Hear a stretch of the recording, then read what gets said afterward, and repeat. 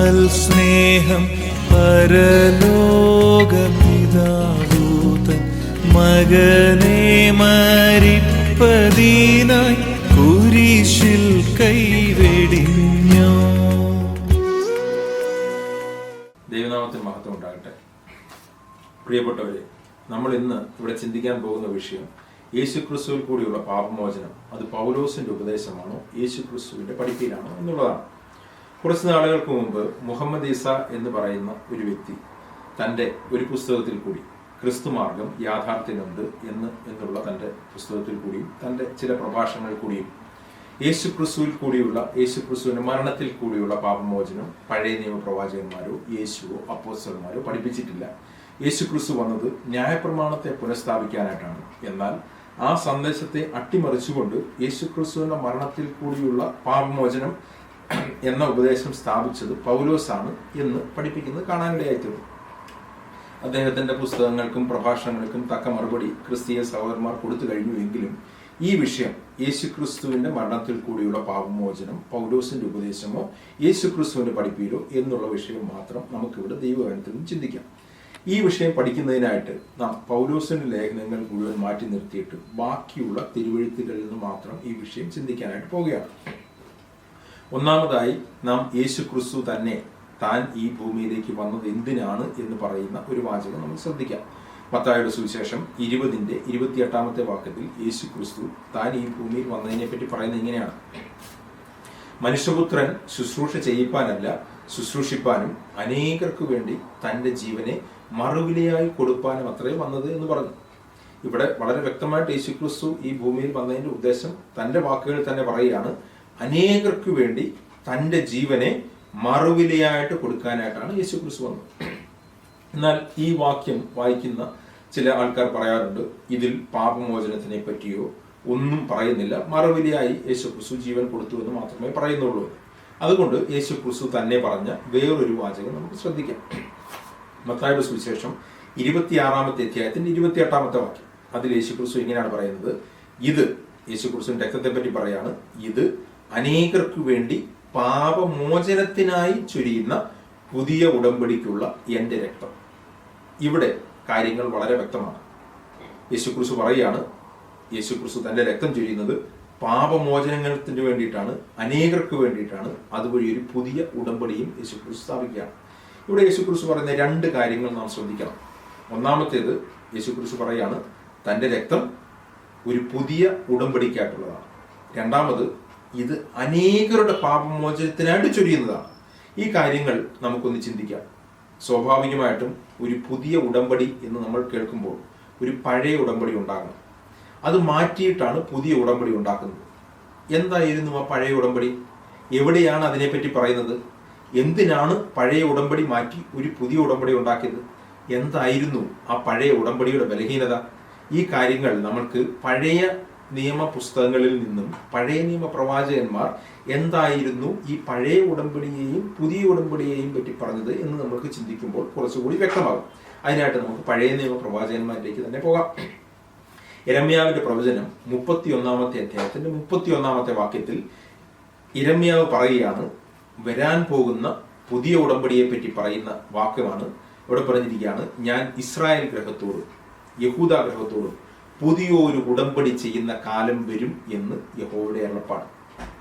അപ്പോൾ എന്തായിരുന്നു പഴയ ഉടമ്പടി എന്നതും യിരെമ്യാവ് അടുത്ത് തന്നെ പറയുന്നുണ്ട്. അവിടെ പറയുകയാണ്, ഞാൻ അവരുടെ പിതാക്കന്മാരെ കൈക്ക് പിടിച്ച് മിസ്രയീമിൽ നിന്ന് കൊണ്ടുവന്ന നാളിൽ അവരോട് ചെയ്ത ഉടമ്പടി പോലെയല്ല.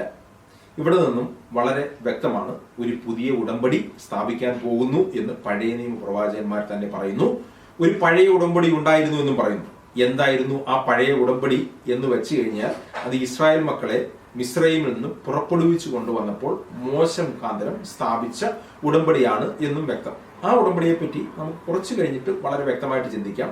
ഇപ്പോൾ നമുക്ക് പുതിയ ഉടമ്പടിയെ പറ്റി പഴയ നിയമ പ്രവാചകനായിട്ടുള്ള യിരെമ്യാവ് പറയുന്നത് എന്താണെന്ന് ചിന്തിക്കാം. ആ പുതിയ ഉടമ്പടിയെ പറ്റി യിരെമ്യാവ് ഇങ്ങനെയാണ് പറയുന്നത്, വരാൻ പോകുന്ന ഉടമ്പടിയെ പറ്റി പറയുന്നത് ഇങ്ങനെയാണ്: എന്നാൽ ഈ കാലം കഴിഞ്ഞ ശേഷം ഞാൻ ഇസ്രായേൽ ഗൃഹത്തോട് ചെയ്യുവാനിരിക്കുന്ന ഉടമ്പടി ഇങ്ങനെയാകുന്നു: ഞാൻ എൻ്റെ ന്യായപ്രമാണം അവരുടെ ഉള്ളിലാക്കി അവരുടെ ഹൃദയങ്ങളിൽ എഴുതും. അവരുടെ അകൃത്യം ഞാൻ മോചിക്കും, അവരുടെ പാപം ഇനി ഓർക്കുകയുമില്ല എന്ന് യഹോവയുടെ അരുളപ്പാട്. ഇവിടെ പുതിയ ഉടമ്പടിയിൽ അവരുടെ പാപം മോചിക്കും എന്ന് പറയുമ്പോൾ നമുക്ക് സ്വാഭാവികമായിട്ട് മനസ്സിലാക്കാം പഴയ ഉടമ്പടിയിൽ അവരുടെ പാപം മോചിക്കപ്പെട്ടിരുന്നില്ല. അപ്പോൾ പിന്നെ പഴയ ഉടമ്പടിയിൽ എന്തായിരുന്നു സാധിച്ചിരുന്നത്? നമുക്ക് പഴയ ഉടമ്പടിയിൽ ദൈവം സ്ഥാപിച്ച ആ പഴയ ഉടമ്പടിയെ പറ്റി നമുക്ക് വീണ്ടും ചിന്തിക്കാം. പഴയ ഉടമ്പടിയുടെ കീഴിലും അവരുടെ പാപങ്ങൾ മോചിക്കപ്പെടുന്നില്ല എങ്കിൽ പോലും അവരുടെ പാപം ക്ഷമിക്കപ്പെടാനായിട്ട് ദൈവം ഒരു മാർഗം കൊടുത്തിരുന്നു. ആ മാർഗം രക്തം ചൊരിഞ്ഞിട്ടുള്ള യാഗങ്ങൾ കൂടിയായിരുന്നു പഴയ ഉടമ്പടിയുടെ കീഴിലും പാപം ക്ഷമിക്കപ്പെടാനായിട്ടുള്ള മാർഗം. അത് പുറപ്പാട് പുസ്തകം 24-ാമത്തെ അധ്യായത്തിൽ 8-ാമത്തെ വാക്യത്തിൽ പഴയ ഉടമ്പടി സ്ഥാപിക്കുമ്പോൾ ദൈവം പറയുന്ന വാക്കുകൾ, മോശ പറയുന്ന വാക്കുകൾ ശ്രദ്ധിച്ചാൽ മനസ്സിലാകും. പുറപ്പാട് പുസ്തകം 24:8 ഇങ്ങനെയാണ് പറയുന്നത്: അപ്പോൾ മോശ രക്തമെടുത്ത്, ആട്ടുകൊറ്റന്മാരുടെയും കാളകളുടെയും രക്തമെടുത്ത് ജനത്തിന്മേൽ തളിച്ചു. ഈ സകല വചനങ്ങളും ആധാരമാക്കി യഹോവ നിങ്ങളോട് ചെയ്തിരിക്കുന്ന ഉടമ്പടിയുടെ രക്തം ഇതാ എന്ന് പറഞ്ഞു. അങ്ങനെ ആ കാളകളുടെയും ആട്ടുകൊറ്റന്മാരുടെയും രക്തം വഴി സ്ഥാപിച്ച ഉടമ്പടി പ്രകാരം ഈ ആട്ടുകൊറ്റന്മാരുടെയും കാളകളുടെയും രക്തം കാണുമ്പോൾ ദൈവം ഇവരുടെ പാപത്തെ ക്ഷമിച്ചിരുന്നു. അത് കുറച്ചുകൂടി വിശദമായിട്ട് ലേവ്യ പുസ്തകം 4-ാമത്തെ അധ്യായത്തിന്റെ 13 മുതൽ 20 വാക്യങ്ങൾ, 5-ാമത്തെ അധ്യായത്തിന്റെ 16-ാമത്തെ വാക്യം, 7-ാമത്തെ അധ്യായത്തിന്റെ 4-ാമത്തെ വാക്യം, ഇങ്ങനെ തുടർന്നുള്ള വാക്യങ്ങളിൽ നമുക്ക് വായിക്കാനായിട്ട് കഴിയും. അവിടെ എല്ലാം പ്രത്യേകമായിട്ട് പറയുന്നത് രക്തം കാണുമ്പോൾ ദൈവം അവരുടെ പാപത്തെ ക്ഷമിക്കും എന്നാണ്. എന്നാൽ ഈ കാളകളുടെയും ആട്ടുകൊറ്റന്മാരുടെയും രക്തം കൊണ്ടുള്ള യാഗത്തിന്റെ ബലഹീനത എന്ന് വെച്ചാൽ നാം കണ്ടതുപോലെ അതിനൊരിക്കലും പാപമോചനം, പാപം നീക്കൽ സാധ്യമായിരുന്നില്ല. പാപത്തെ പാപിയിൽ നിന്നും നീക്കുവാൻ ഒരിക്കലും കഴിഞ്ഞിരുന്നില്ല. മറിച്ച് പാപത്തെ ദൈവസന്നിധിയിൽ മറയ്ക്കുവാൻ മാത്രമേ കഴിഞ്ഞിരുന്നുള്ളൂ. പാപമോചനം നടന്നിരുന്നില്ല. എന്നാൽ ഒരാളുടെ പാപം ക്ഷമിക്കുക എന്നതും അവരുടെ പാപം എന്നേക്കുമായി നീക്കി ആ വ്യക്തിയെ പാപി അല്ലാതെ ആക്കുക എന്നുള്ളതും രണ്ടും രണ്ട് കാര്യമാണ്, തീർത്തും വ്യത്യസ്തമാണ്. എനിക്കൊരാളുടെ പാപം ക്ഷമിക്കാനായിട്ട് കഴിയും, എങ്കിൽ പോലും ആ വ്യക്തി പാപി തന്നെയാണ്. ആ വ്യക്തി കുറ്റവിമുക്തനായിട്ടില്ല. ഞാൻ പാപം ക്ഷമിച്ചു എന്ന് മാത്രമേ ഉള്ളൂ. അതുകൊണ്ട് പഴയ ഉടമ്പടിയിൽ അവരുടെ പാപങ്ങൾ ക്ഷമിക്കുകയല്ലാതെ പാപങ്ങൾ നീക്കപ്പെട്ടിരുന്നില്ല. അത് തന്നെ എബ്രായ ലേഖനം 10-ന്റെ 3-ാമത്തെ അധ്യായത്തിലും 3-ാമത്തെ വാക്യത്തിലും 4-ാമത്തെ വാക്യത്തിലും ഇങ്ങനെയാണ് പറഞ്ഞിരിക്കുന്നത്: കാളകളുടെയും ആട്ടുകൊറ്റന്മാരുടെയും രക്തത്തിന് പാപങ്ങളെ നീക്കുവാൻ കഴിയുന്നതല്ല. പാപങ്ങൾ നീക്കപ്പെട്ടിട്ടില്ല എന്നും അവർ വിശുദ്ധരായിട്ടില്ല എന്നും ഉള്ളതിന്റെ ഏറ്റവും വലിയ തെളിവ് ദൈവത്തിന്റെ സാന്നിധ്യമായിട്ടുള്ള അതിവിശുദ്ധ സ്ഥലത്തേക്കുള്ള സ്ഥലം എപ്പോഴും എന്നേക്കുമായി പാപം ചെയ്ത നാൾ മുതൽ അടഞ്ഞു കടന്നിരുന്നു. അതൊരിക്കലും തുറക്കപ്പെട്ടിരുന്നിരുന്നില്ല. ഇനി ഒരിക്കൽ ഒരു പാപമില്ലാത്ത വ്യക്തി വന്ന് എന്നേക്കുമായി പാപമോചനത്തിനായി, പാപപരിഹാരത്തിനായി ഒരു യാഗം കഴിക്കുമ്പോൾ മാത്രമേ എന്നേക്കുമായിട്ടുള്ള പാപമോചനം നടത്തുകയും മനുഷ്യൻ വിശുദ്ധനായി തീരുകയും ചെയ്യുകയുള്ളൂ. അതുകൊണ്ടാണ് പഴയ നിയമ പ്രവാചകന്മാരെല്ലാം വരാൻ പോകുന്ന ഒരു പുതിയ ഉടമ്പടിയെ പറ്റിയും അതിൽ കൂടി നടക്കാൻ പോകുന്ന പാപമോചനത്തെ പറ്റിയും പറഞ്ഞുകൊണ്ടിരുന്നത്. എന്നാൽ ഒരു പ്രശ്നമുണ്ട്. ഈ ഭൂമിയിൽ വന്ന എല്ലാ വ്യക്തികളും, ജനിക്കുന്ന വ്യക്തികളും ജനിച്ച വ്യക്തികൾക്കും ഒരു വ്യക്തിക്കും വേറൊരു വ്യക്തിക്ക് പകരമായിട്ട് പാപയാഗമായി മരിക്കാൻ കഴിയുകയില്ല. കാരണം എല്ലാ വ്യക്തികളും പാപികളാണ്. ദൈവവചനം പറയുന്നു, സങ്കീർത്തനം 14-ാമത്തെ സങ്കീർത്തനം അതിന്റെ 3-ാമത്തെ വാക്യത്തിൽ ഇങ്ങനെയാണ് എഴുതിയിരിക്കുന്നത്: എല്ലാവരും വഴിതെറ്റി ഒരുപോലെ കൊള്ളരുതാത്തവരായി തീർന്നു, നന്മ ചെയ്യുന്നവനില്ല, ഒരുത്തൻ പോലുമില്ല. അങ്ങനെ എല്ലാവരും പാപികളായി ഇരിക്കുമ്പോൾ ഒരു വ്യക്തിക്കും വേറൊരു വ്യക്തിയുടെ പാപത്തിന് പകരമായിട്ട് മരിക്കാനായിട്ട് കഴിയില്ല. എന്നാൽ പ്രവാചകന്മാർ പ്രവചിച്ചതുപോലെ പുതിയ ഉടമ്പടിക്കായിട്ട് യേശുക്രിസ്തു ഈ ഭൂമിയിലേക്ക് വരുമ്പോൾ യേശുക്രിസ്തുവിന് മുന്നോടിയായി വന്ന യോഹന്നാൻ ശ്രാവകൻ യേശുക്രിസ്തുവിനെ പറ്റി പറയുന്ന വാക്ക് ഇതാണ്. യോഹന്നാന്റെ സുവിശേഷം അതിന്റെ 1-ാമത്തെ അധ്യായത്തിന്റെ 21-ാമത്തെ വാക്യത്തിൽ യോഹന്നാൻ ശ്രാവകൻ യേശുക്രിസ്തുവിനെ പറ്റി പറയുകയാണ്: ഇതാ ലോകത്തിന്റെ പാപത്തെ നീക്കുന്ന ദൈവത്തിന്റെ കുഞ്ഞാട്. ശ്രദ്ധിക്കുക, പാപം ക്ഷമിക്കുകയല്ല, പാപത്തെ നീക്കുന്ന ദൈവത്തിന്റെ കുഞ്ഞാട്. യേശുക്രിസ്തു ജനിക്കുന്നതിന് മുമ്പ് തന്നെ ദൂതൻ മറിയെടുത്ത് പറയുകയാണ്, യേശുക്രിസ്തുവിന്റെ ജനനത്തിനെ പറ്റി പറയുമ്പോൾ പറയുകയാണ്: അവൾ ഒരു മകനെ പ്രസവിക്കും, അവൻ തന്റെ ജനത്തെ അവരുടെ പാപങ്ങളിൽ നിന്ന് രക്ഷിപ്പാനിരിക്കൊണ്ട് നീ അവന് യേശു എന്ന് പേരിടണം. ശ്രദ്ധിക്കുക, ഇവിടെയും പാപം ക്ഷമിക്കുക മാത്രമല്ല, പാപങ്ങളിൽ നിന്ന് രക്ഷിപ്പാൻ കഴിയുന്ന ഈ രണ്ട് വാക്യങ്ങൾ നമ്മൾ മനസ്സിലാക്കണം. പാപങ്ങളിൽ നിന്ന് രക്ഷിക്കാൻ യേശുവിന് എന്താണ് യോഗ്യത? പാപം നീക്കുവാൻ യേശുവിന് എന്താണ് യോഗ്യത? അത് നമുക്ക് മനസ്സിലാക്കണമെങ്കിൽ യേശുക്രിസ്തുവിന്റെ ശിഷ്യനായിട്ടുള്ള യോഹന്നാൻ അപ്പോസ്തലൻ യേശുക്രിസ്തുവിനെ പറ്റി യേശു ക്രിസ്തു പാപം നീക്കുന്നതിനെ പറ്റി പറയുന്ന ഒരു വാക്യം നമുക്ക് ശ്രദ്ധിക്കാം. 1 യോഹന്നാൻ 3:5 യേശു ക്രിസ്തുവിനെ പറ്റി ഇങ്ങനെയാണ് പറഞ്ഞിരിക്കുന്നത്: പാപങ്ങളെ നീക്കുവാൻ അവൻ പ്രത്യക്ഷനായി എന്ന് നിങ്ങൾ അറിയുന്നുവല്ലോ, അവനിൽ പാപം ഇല്ല. ഇതാണ് ഇതിന്റെ കാര്യം. പാപങ്ങളെ നീക്കുവാൻ വരുന്ന ഒരു വ്യക്തിയുടെ പ്രത്യേകത അവനിൽ പാപം ഉണ്ടായിരിക്കരുത് എന്നുള്ളതാണ്. ഈ ഭൂമിയിൽ വന്ന എല്ലാ വ്യക്തികളും പാപികളായിരുന്നപ്പോൾ ഈ ഭൂമിയിൽ പാപമില്ലാത്തവനായി സ്വർഗത്തിൽ നിന്ന് ഭൂമിയിലേക്ക് ഇറങ്ങി വന്ന ഏക മനുഷ്യൻ യേശു ക്രിസ്തു മാത്രമാണ്. ഇനി നാം ആദ്യം വായിച്ച മത്തായി 26:28 മടങ്ങി വരുമ്പോൾ യേശു ക്രിസ്തു ആ പറഞ്ഞ വാക്കുകളുടെ അർത്ഥം നമുക്ക് മനസ്സിലാവും. മത്തായി 26:22 മടങ്ങി വരാം. അവിടെ ഇങ്ങനെയാണ് യേശു ക്രിസ്തു പറയുന്നത്. യേശു ക്രിസ്തു ഇങ്ങനെ പറയുകയാണ്: ഇത് അനേകർക്ക് വേണ്ടി പാപമോചനത്തിനായി ചൊരിയുന്ന പുതിയ ഉടമ്പടിക്കായിട്ടുള്ള എൻ്റെ രക്തം. യേശു ക്രിസ്തുവിന്റെ രക്തത്തിന്റെ പ്രത്യേകത ആ രക്തത്തിന് പാപമില്ല എന്നുള്ളതായിരുന്നു. ആ രക്തത്താലുള്ള ഉടമ്പടിയാൽ കൂടി യേശു ക്രിസ്തുവിന് സകലരുടെയും പാപത്തെ മോചിക്കുവാൻ കഴിയുമായിരുന്നു.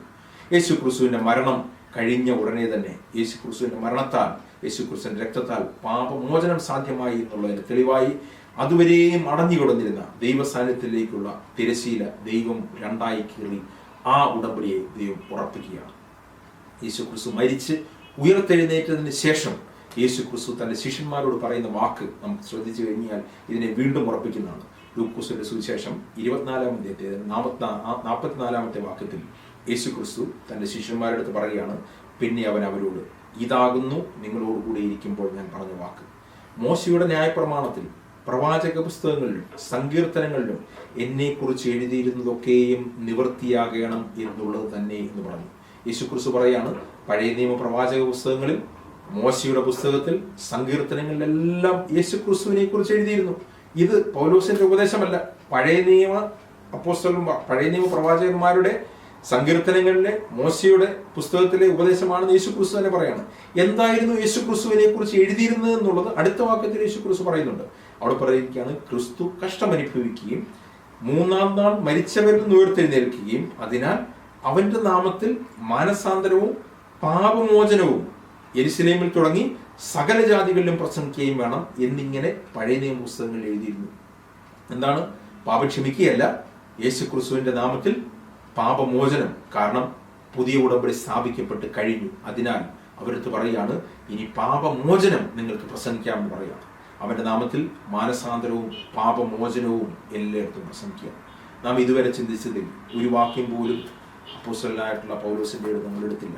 പൗലോസിന്റെ ഉപദേശമല്ല ഇതെന്ന് സ്ഥാപിക്കാൻ വേണ്ടിയിട്ടാണ് ഇത്രയും പറഞ്ഞത്.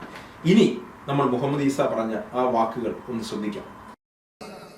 ഇവിടെ ഒന്നും തന്നെ സകല മനുഷ്യരുടെയും പാപം ഏറ്റെടുത്തുകൊണ്ട് യേശു ക്രിസ്തു മരിച്ചുവെന്നോ അതിലൂടെയാണ് നിങ്ങൾക്ക് നിത്യജീവനെന്നോ പത്രോസ് പഠിപ്പിക്കുന്നില്ല. നേരെ മറിച്ച് ബൈബിളിന്റെ ഭൂമികയിൽ നിന്നുകൊണ്ട് സംസാരിക്കുമ്പോൾ തന്നെ യേശുവിന്റെ മരണം അതിൽ ആവർത്തിച്ച് പറയുമ്പോൾ തന്നെ അത് മനുഷ്യരുടെ പാപം ഏറ്റെടുത്തുകൊണ്ടുള്ള മരണമായിക്കൊണ്ട് പത്രോസിന്റെ പ്രസംഗങ്ങളിൽ കാണുന്നില്ല.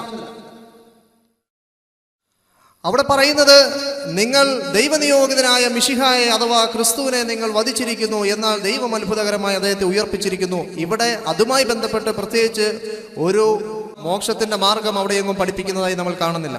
യഥാർത്ഥത്തിൽ ഇവിടെയെങ്ങും പാപപരിഹാര ബലിക്ക് യാതൊരു തെളിവും ഇവരിൽ അവശേഷിക്കുന്നില്ല എന്നാണ് നമ്മൾ മനസ്സിലാക്കുന്നത്. അദ്ദേഹം പറയുന്നത് എന്താണ്? അദ്ദേഹം പറയുകയാണ്, ഈ ഉപദേശം പഴയ നിയമ പുസ്തകങ്ങളിലില്ല. യേശു ക്രിസ്തു ഇങ്ങനെ ഒരു ഉപദേശം പഠിപ്പിച്ചിട്ടില്ല. യേശു ക്രിസ്തുവിന്റെ ശിഷ്യന്മാരായിട്ടുള്ള ആദിമ അപ്പോസ്തലന്മാർ ഇത് പറഞ്ഞിട്ടില്ല. യേശു ക്രിസ്തുവിന്റെ മരണത്തെ പറ്റിയോ പുനരുത്ഥാനത്തെ പറ്റിയോ അവന്റെ മരണത്താലുള്ള പാപമോചനത്തിനെ പറ്റിയോ ഇവരാരും പ്രസംഗിച്ചിട്ടുമില്ല എന്നാണ് പറയുന്നത്. അപ്പോസ്തലന്മാരുടെ ആദ്യത്തെ പ്രസംഗങ്ങളിലൊന്നും ഇത് പ്രസംഗിച്ചിട്ടില്ല. പൗലോസാണ് ഈ ഉപദേശം ആദ്യമായിട്ട് സ്ഥാപിച്ചതെന്നാണ് പറയുന്നത്. നാം ഇനി അപ്പോസ്തലന്മാർ ആദ്യം പ്രസംഗിച്ച ഏറ്റവും ആദ്യത്തെ എല്ലാ പ്രസംഗങ്ങളും നമുക്ക് എടുത്തു നോക്കാം. യേശു ക്രിസ്തു പറഞ്ഞ ഇതേ കാര്യമാണ് അവർ പ്രസംഗിച്ചത്. നമുക്ക് ചില വാക്യങ്ങൾ എടുക്കാം. അപ്പോസ്തലനായ പത്രോസ് ആദ്യമായിട്ടുള്ള സുവിശേഷം പ്രസംഗിക്കുമ്പോൾ അപ്പോസ്തല പ്രവൃത്തി 2:23 ഇങ്ങനെയാണ് പറഞ്ഞിരിക്കുന്നത്: ദൈവം യേശുവിനെ തന്റെ സ്ഥിരനിർണയത്താലും മുന്നേറി വരാനും ഏൽപ്പിച്ചിട്ട് നിങ്ങൾ അവനെ അധർമ്മികളുടെ കയ്യാൽ തറപ്പിച്ചു കൊന്നു. ദൈവം മരണപാശങ്ങളെ അഴിച്ചിട്ട് അവനെ ഉയർത്തെഴുന്നേൽപ്പിച്ചു.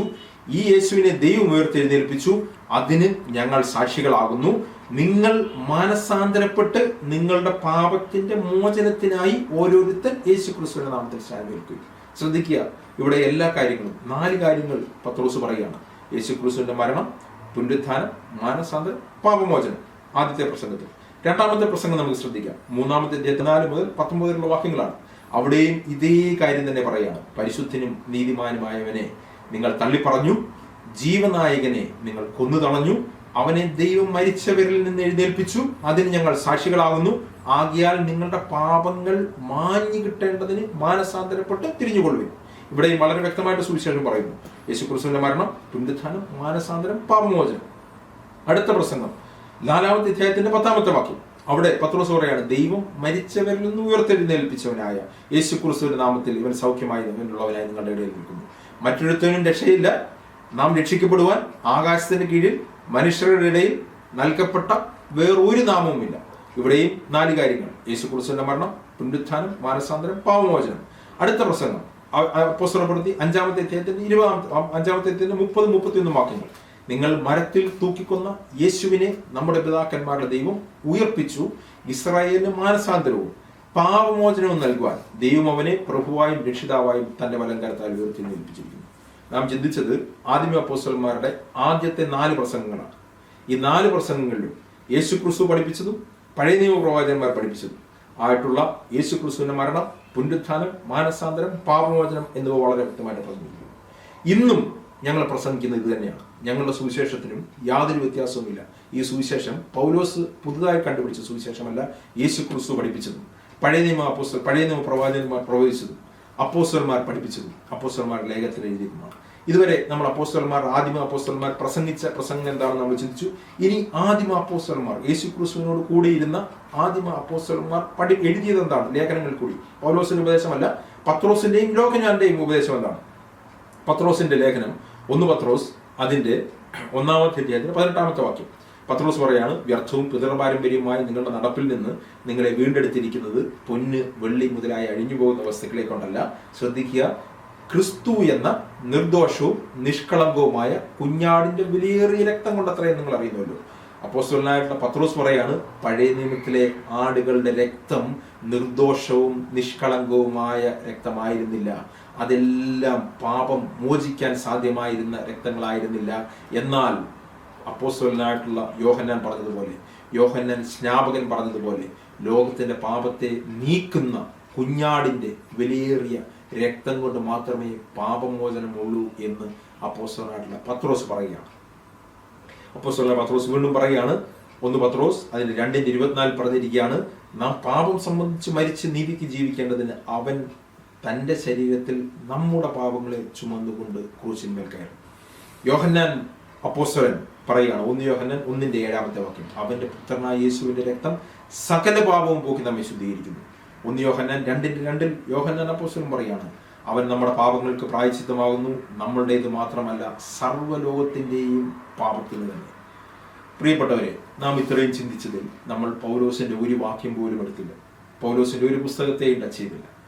അത് മാത്രമല്ല, നമ്മൾ എടുത്തത് പഴയ നിയമ പ്രവാചകന്മാരുടെ പുസ്തകം, പഴയ നിയമ ഉടമ്പടി എന്താണെന്ന് നമ്മൾ ചിന്തിച്ചു, പുതിയ നിയമ ഉടമ്പടി എന്താണെന്ന് ചിന്തിച്ചു, യേശുക്രിസ്തു പറഞ്ഞ വാക്കുകൾ നമ്മൾ ചിന്തിച്ചു, ആദിമ അപ്പോസ്തലന്മാർ പറഞ്ഞ എന്താണെന്ന് ചിന്തിച്ചു, ആദിമ അപ്പോസ്തലന്മാരുടെ ലേഖനങ്ങൾ എഴുതിയത് എന്താണെന്ന് ചിന്തിച്ചു. ഇതിലെല്ലാം സുവിശേഷം വളരെ വ്യക്തമാണ്. യേശുക്രിസ്തുവിന്റെ മരണ പുനരുത്ഥാനത്തിൽ വിശ്വസിക്കുന്നതിൽ കൂടി അവനിൽ കൂടിയാണ് പാപമോചനം എന്ന് ബൈബിൾ വളരെ വ്യക്തമായിട്ട് പഠിപ്പിക്കുന്നു. നമ്മൾക്ക് മുഹമ്മദ് ഈസായുടെ വാക്കുകൾ നമുക്ക് ശ്രദ്ധിച്ചു നോക്കിക്കഴിഞ്ഞാൽ അദ്ദേഹം പറയുന്നത് പൂർണ്ണമായിട്ടും തെറ്റാണെന്ന് നമുക്ക് മനസ്സിലാവും.